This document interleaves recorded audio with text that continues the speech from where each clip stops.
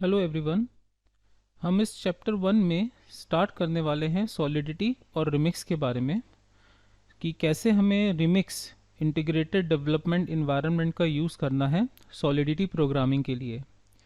तो सबसे पहले हम लोग स्टार्ट करेंगे ब्राउज़र और इंटरनेट कनेक्टिविटी आपके सिस्टम पर अवेलेबल होनी चाहिए, क्योंकि रिमिक्स जो है वो browser based integrated development environment है जो जावा स्क्रिप्टिंग इन्वायरमेंट पे काम करेगा।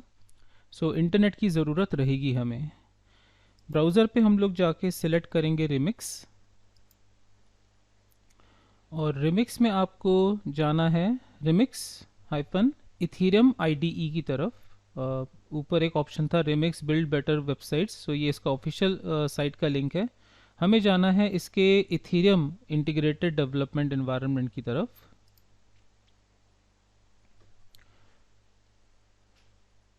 और कुछ इस तरह से इसका फ्रंट होम पेज, इस डेवलपमेंट इन्वायरमेंट का इनिशियल स्क्रीन पेज अवेलेबल होता है with file explorer and other current information and everything.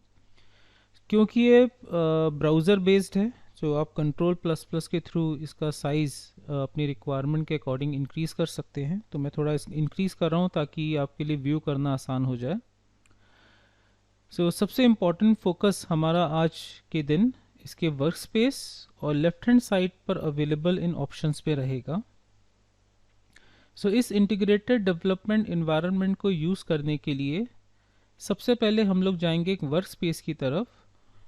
यहाँ पर एक डिफ़ॉल्ट वर्क स्पेस विजिबल है हमारे पास, बट हम स्टार्ट करेंगे एक नया वर्क स्पेस।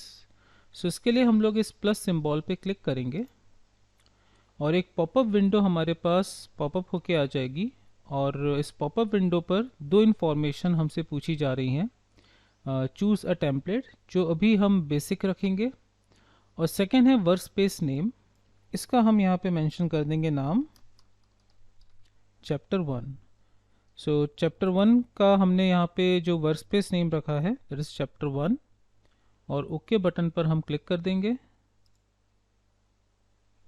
चैप्टर 1 हमारे पास वर्क स्पेस अवेलेबल हो चुका है, जिसमें हमारे पास 3 डिफ़ॉल्ट फोल्डर्स हैं, टेस्ट्स, स्क्रिप्ट्स एंड कॉन्ट्रैक्ट्स। अभी फ़िलहाल हम सिर्फ कॉन्ट्रैक्ट्स तक स्टिक रहेंगे, आगे चल के हम स्क्रिप्ट्स और टेस्टिंग का यूज़ करेंगे। इस रिमिक्स फ्रेमवर्क पे आपको हर बार जब भी आप एक नया वर्क स्पेस डेवलप करेंगे, स्टोरेज, ओनर और बुलेट्स आपको डिफ़ॉल्ट ये 3 सॉलिडिटी के कॉन्ट्रैक्ट्स मिलेंगे। SOL एक्सटेंशन यूज़ किया जाएगा फॉर सॉलिडिटी। नया कॉन्ट्रैक्ट बनाने के लिए, कॉन्ट्रैक्ट मतलब एक आप ऑब्जेक्ट ओरिएंटेड क्लास और कॉन्ट्रैक्ट को हमेशा सेम व्यू में देख सकते हैं, जिस तरह से C++ में क्लासेस बनती थी, सॉलिडिटी में हम बनाते हैं कॉन्ट्रैक्ट्स। एक नया कॉन्ट्रैक्ट बनाने के लिए आप सिलेक्ट करेंगे कॉन्ट्रैक्ट्स फोल्डर को, और कॉन्ट्रैक्ट फोल्डर को सिलेक्ट करने के बाद आप उसी के ऊपर अवेलेबल इस आइकन क्रिएट न्यू फाइल पे क्लिक करेंगे। अपने आप एक ब्लैंक ऑप्शन अवेलेबल हो जाएगा जहां पर आप फाइल का नेम मेंशन करेंगे, और ये सॉलिडिटी फाइल है। हमने लिखा है फर्स्ट कॉन्ट्रैक्ट .sol। कॉन्ट्रैक्ट लिखना ज़रूरी नहीं है, ऐसा कोई कंपलसरी यहाँ पर नेमिंग कन्वेंशन नहीं है कि हर कॉन्ट्रैक्ट का नाम कॉन्ट्रैक्ट से ख़त्म होगा। बट क्योंकि एक बेसिक क्लास है हमारी जिसमें हम रिमिक्स को कैसे यूज़ करना है इसके बारे में समझ रहे हैं, तो मैंने यहाँ पर जो कॉन्ट्रैक्ट का नाम रखा है वो है first contract .sol, SOL for solidity. और एक ब्लैंक एडिटिंग पेज हमारे पास अवेलेबल हो गया है। एडिटर में एक ब्लैंक पेज अवेलेबल है। इस ब्लैंक पेज पे हमें मेंशन करना है एक कमेंट सेंटेंस और एक लाइब्रेरी फाइल का लिंक, जो कि सॉलिडिटी की ही लाइब्रेरी फाइल होगी। अभी फ़िलहाल मैं उस कमेंट और लाइब्रेरी को कॉपी करके ला रहा हूँ एग्जिस्टिंग SOL फाइल से, और नेक्स्ट चैप्टर में हम डिस्कस करेंगे about this comment license and इस सॉलिडिटी की लाइब्रेरी फाइल के बारे में। हमने कॉपी कर लिया स्टोरेज SOL फाइल से, और फर्स्ट कॉन्ट्रैक्ट .sol पे लाके हमने पेस्ट कर दिया है। ये सेम रहेंगे। आपके प्रोजेक्ट में जितनी भी सॉलिडिटी फाइल्स होंगी उनकी फर्स्ट 2 लाइंस हमेशा इसी कमेंट और लाइब्रेरी से ही कंटिन्यू होंगी। आगे आने वाले चैप्टर्स में मैं डिस्कस करूंगा इस बारे में। अब हम यहाँ पे मेंशन करेंगे हमारा कॉन्ट्रैक्ट, नेम है कॉन्ट्रैक्ट का फर्स्ट कॉन्ट्रैक्ट। जैसे ऑब्जेक्ट ओरिएंटेड प्रोग्रामिंग में क्लास का नाम और इनिशियल प्रोजेक्ट का नाम सेम रहता था, यहाँ पे कॉन्ट्रैक्ट और सॉलिडिटी फाइल का नाम सेम रहेगा। इस तरह से हमारा पहला कॉन्ट्रैक्ट डेवलप हो चुका है, फर्स्ट कॉन्ट्रैक्ट, और कॉन्ट्रैक्ट का नाम दिया है फर्स्ट कॉन्ट्रैक्ट, फाइल का नाम है फर्स्ट कॉन्ट्रैक्ट। इनिशियली आपने नोटिस किया था कि ये सब रेड कलर में आ रहे थे क्योंकि उस वक्त कंपाइलर समझ नहीं पा रहा था कि प्रॉपरली कॉन्ट्रैक्ट आगे कंटिन्यू हो रहा है कि नहीं। बट जैसे ही हमने एक इनिशियल सिंटैक्स को कंप्लीट किया, कंपाइलर ने सारे मैसेजेस अपने हटा दिए और कंपाइलेशन सक्सेसफुल का मैसेज भी शो कर दिया है। मतलब कि इस आइकन, इस सॉलिडिटी आइकन में हमारा कंपाइलर है। जब हम इस आइकन के अंदर जाएंगे तो हमें हमारे कंपाइलर से रिलेटेड सारी इन्फॉर्मेशन मिलेगी। बट उसके पहले मैं थोड़ा सा प्रोग्राम आगे कंटिन्यू करना चाहूँगा। सो हमने यहाँ पर एक इंटीजर वेरिएबल बना लिया वैल्यू, और 2 फंक्शन बना देते हैं। फंक्शन सेट वैल्यू, और इसके लिए आर्ग्यूमेंट रहेगा इंटीजर अंडरस्कोर वैल्यू। जो वैल्यू है वो स्टेट है मेरा, और जो आर्ग्यूमेंट है वो है अंडरस्कोर वैल्यू, और ये एक पब्लिक फंक्शन है। और ऑटोमेटिकली गैस फीस हमारे पास विजिबल हो चुकी है। इस गैस फीस के बारे में आगे आने वाले लेक्चर्स में हम डिस्कस करेंगे, कब फंक्शन में किस तरह से गैस फीस हमारे काउंट होंगी, किस बेसिस पे उनको कैलकुलेट किया जाएगा, इस बारे में हम डिस्कस करेंगे पूरा। सो फंक्शन हमने बना दिया है एक सेट वैल्यू, वैल्यू में मेंशन कर दिया है अंडरस्कोर वैल्यू, और इसके बाद नेक्स्ट फंक्शन हमने बना दिया है get value, V capital. Naming convention पे ध्यान देंगे हम लोग, सेट और गेट स्मॉल में लिखे जाएंगे, बट जो नेक्स्ट वर्ड है उसका पहला लेटर कैपिटल रहेगा, of course camel case option. Get value retrieve करने के लिए है, ये एक व्यू फंक्शन है, ये एक पब्लिक फंक्शन है, और ये रिटर्न्स करेगा, returns, and type of the return value is integer. Of course थोड़ा सा सिंटेक्स यहाँ पे डिफरेंट है इसका। जब हम फंक्शंस वाले चैप्टर की तरफ पहुँचेंगे तब इन सारे कीवर्ड्स के बारे में इंडिविजुअली डिस्कस करेंगे। और यहाँ पे रिटर्न कर दी जाएगी वैल्यू जो कि हमारी स्टेट वैल्यू। एक चीज़ नोटिस करने वाली है, जहाँ पे हम लोग सेटर्स का यूज़ करते हैं उन फंक्शंस की गैस वैल्यू ज़्यादा रहती है, और जहाँ पर हम गेटर्स का यूज़ करते हैं उनकी गैस वैल्यू हमेशा कम रहती है। ऑफ कोर्स यहाँ पे कम वैल्यू इसलिए है क्योंकि कोई अदर वेरिएबल्स यूज़ नहीं हुए हैं। यहाँ पे आपके पास आर्गुमेंट भी है, आपका स्टेट वैल्यू भी चेंज हो रहा है, इस वजह से गैस फीस ज़्यादा चार्ज होगी। इस तरह से एक बेसिक कॉन्ट्रैक्ट हमारा बना है जहाँ पर स्टेट है और 2 फंक्शंस हैं विद सेटर एंड गेटर। कुछ इस तरह से हमारे पास सॉलिडिटी के एडिटर को यूज़ करने का इन्वायरमेंट अवेलेबल हुआ है। नेक्स्ट अब हम प्रोसीड करते हैं। एडिटर के जस्ट नीचे आपके पास एक कमांड प्रॉम्प्ट अवेलेबल है। बेसिकली कमांड प्रॉम्प्ट नहीं है, ये एक लॉग विंडो है जहाँ पे होने वाले ट्रांजैक्शंस और उनके आउटपुट, उनके एरर्स और उनके गैस फीस, उनकी वैल्यूज़, पूरा डॉक्यूमेंटेशन बेसिकली अवेलेबल होगा हमारे ट्रांजैक्शंस का। तो वो भी अब हम व्यू करेंगे। पहला ऑप्शन हमने देखा था फाइल एक्सप्लोरर में जाकर हमने एक नया कॉन्ट्रैक्ट बना लिया, और साथ ही साथ एक कॉन्ट्रैक्ट पे हमने first contract with function and state value define कर दी है। सेकेंड ऑप्शन है यहाँ पे सर्च। सर्च पे आपके पास अवेलेबल है जो भी आप वैल्यू सर्च करना चाहते हैं। लाइक मैंने लिखा फर्स्ट कॉन्ट्रैक्ट, और अगर हम कोई भी, जैसे जैसे हमारे ऑप्शंस बढ़ते जाएंगे ये सर्च वैल्यू हमें हेल्प करेगा फंक्शन या उससे रिलेटेड इंफॉर्मेशन को सर्च करने के लिए। नेक्स्ट वैल्यू है सर्च एंड रिप्लेस, अगर आपको कुछ रिप्लेस करना है, लाइक फर्स्ट कॉन्ट्रैक्ट हमने मेंशन किया था उसकी जगह हमें रिप्लेस करना है, replace with confirmation and other things. ज़्यादा यूज़ मैंने नहीं किया है सर्च फाइल्स ऑप्शन का आज तक। बेसिकली वर्कस्पेस और फिर अदर ऑप्शन जो है उनका ज़्यादा इस्तेमाल किया है, सर्च का मैंने ज़्यादा यूज़ कभी नहीं किया। नेक्स्ट सबसे इम्पॉर्टेंट पार्ट है सॉलिडिटी कंपाइलर। सो सॉलिडिटी कंपाइलर में यहाँ पे सबसे पहला ऑप्शन हमें दिख रहा है कि हम कौन सा कंपाइलर वर्जन यूज़ कर रहे हैं। सो अभी जो कंपाइलर वर्जन यूज़ हो रहा है वह है 0.8 और यहाँ पर भी आप व्यू कर सकते हैं, जो थोड़ा सा इसका साइज़ इंक्रीज करता हूँ।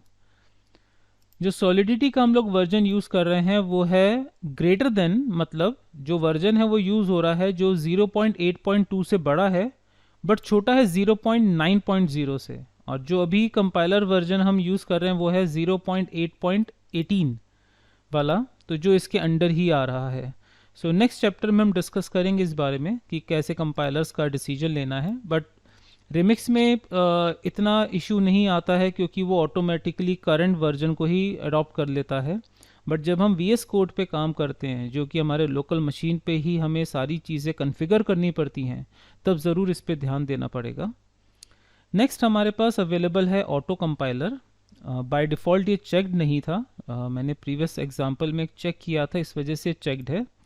बाय डिफ़ॉल्ट ये अनचेक्ड होता है, मतलब जब हम स्टेटमेंट्स लिख रहे थे अगर हमने इसे ऑप्शन को ऑफ कर रखा है और अगर हम यहाँ पे कोई वैल्यू लिख देते हैं, वैल्यू डेटा, सो उस वक्त यहाँ पर जनरेट हुआ है एक्सेप्शन बट लॉग फाइल से रिलेटेड कोई इन्फॉर्मेशन नहीं है। बट अगर हम ऑटो कंपाइल ओपन कर दें तो उसी वक्त यहाँ पर कंपाइलर भी हमें जनरेट कर देगा कि कहाँ पर क्या है। यहाँ पे इंफॉर्मेशन आ गई है, डिक्लेरेशन एरर, अनडिक्लेयर्ड आइडेंटिफायर, और साथ ही साथ 1 यहाँ पे भी शो कर रहा है कि आपके प्रोग्राम में एक फेलियर है। बट अगर हम ऑटो कंपाइल ऑफ कर दें तो उस वक्त ये डेटा जनरेटेड नहीं था, ये वार्निंग मैसेज पहले नहीं था। जैसे ही हमने ऑटो कंपाइल को ओपन किया उसी वक्त ये ऑप्शन जनरेट हो गया था। सो जब भी हम कोई नया वर्क स्पेस ओपन करते हैं अपने प्रोग्राम को बनाने के लिए, तो सॉलिडिटी कंपाइलर पे जाकर हम इस ऑटो कंपाइल को ओपन कर देते हैं, क्योंकि ये हमें बहुत बड़ी हेल्प मिलती है कि हर लाइन पे हमारा प्रोग्राम जो है वो कंपाइल होते जाता है और हमें हेल्प कर देता है प्रोग्राम के लेंदी एरर्स को फेस करने से।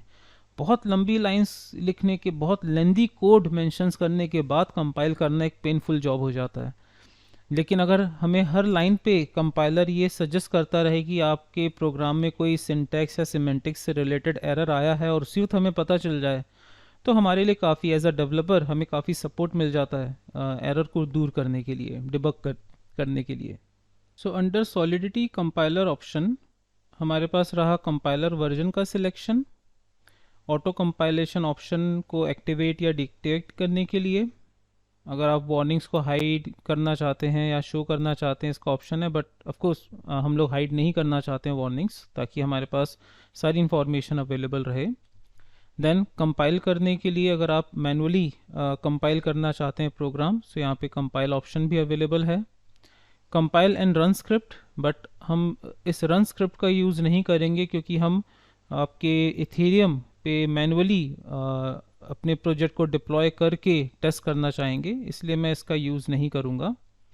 देन यहाँ पर इंफॉर्मेशन अवेलेबल है सबसे एंड में, आपके smart contract, compiled smart contract के बाइट कोड को कॉपी करने के लिए और साथ ही साथ ABI फाइल को कॉपी करने के लिए। ABI मतलब एप्लीकेशन बाइनरी इंटरफेस।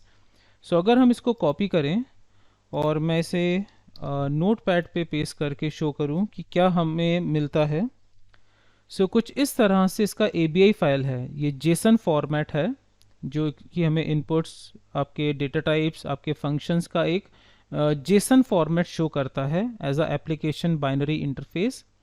ये इसका ABI वर्जन है जो ABI आउटपुट जनरेट हुआ है। ये ABI आउटपुट जनरेट हुआ है हमारे फर्स्ट कॉन्ट्रैक्ट का। और अगर हम बाइट कोड को कॉपी करें तो जो बाइट कोड अवेलेबल हुआ है वो कुछ इस तरह से है।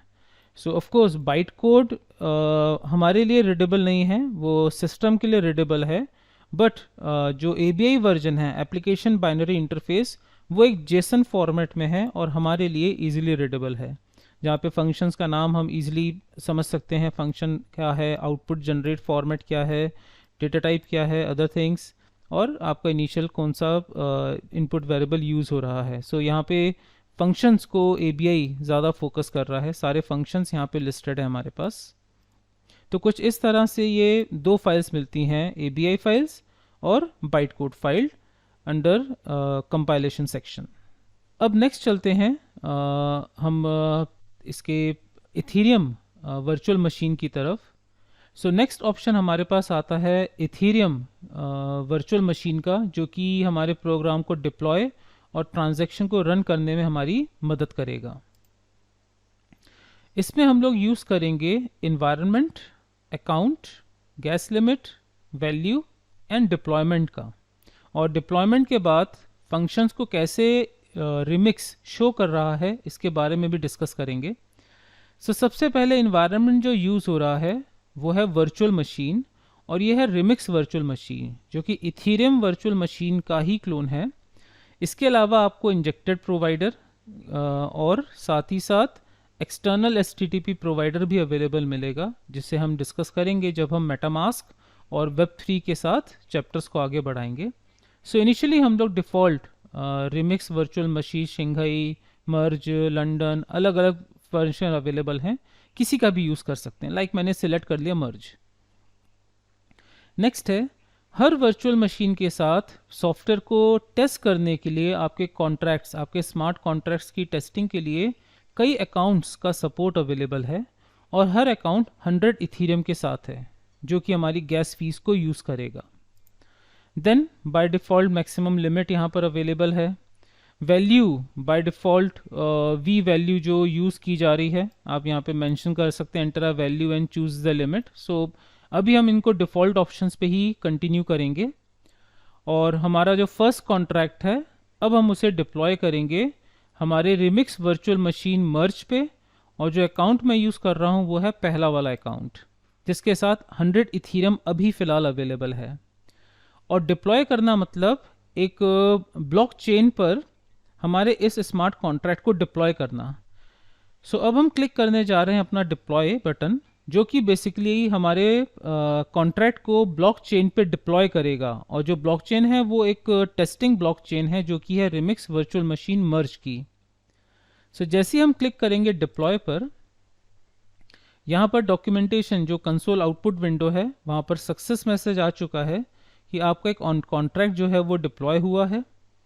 साथ ही साथ आप अगर इस अकाउंट की तरफ व्यू करें, सो बाय डिफ़ॉल्ट इसमें 100 इथीरियम थे, लेकिन क्योंकि इसने अपना कॉन्ट्रैक्ट डिप्लॉय किया है तो कुछ गैस फीस डिडक्ट हो गई है इस अकाउंट होल्डर के अकाउंट से, जो कि इथीरियम अमाउंट थी. तो इस वजह से अब इसका जो वैल्यू रह गया वो है 99.999 सो 74323. सो इथीरियम वैल्यू जो है वी अमाउंट के बेसिस पे डिडक्ट हुई है.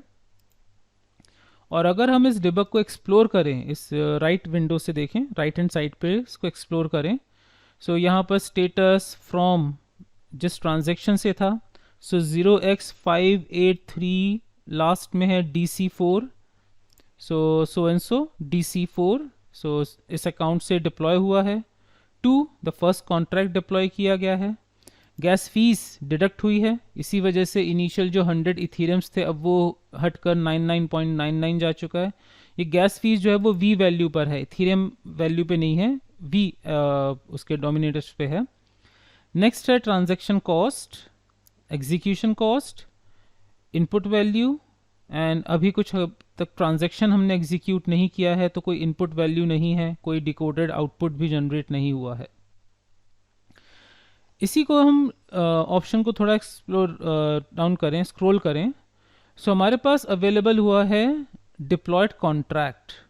सो डिप्लॉय कॉन्ट्रैक्ट का ये है डिप्लॉय कॉन्ट्रैक्ट का हैश कोड पूरा, जो कि हमें इन फ्यूचर ज़रूरत पड़ेगा जब हम इस कॉन्ट्रैक्ट को मेटामास्क या Web3 पे डिप्लॉय करेंगे. अभी इसको एक्सप्लोर करते हैं.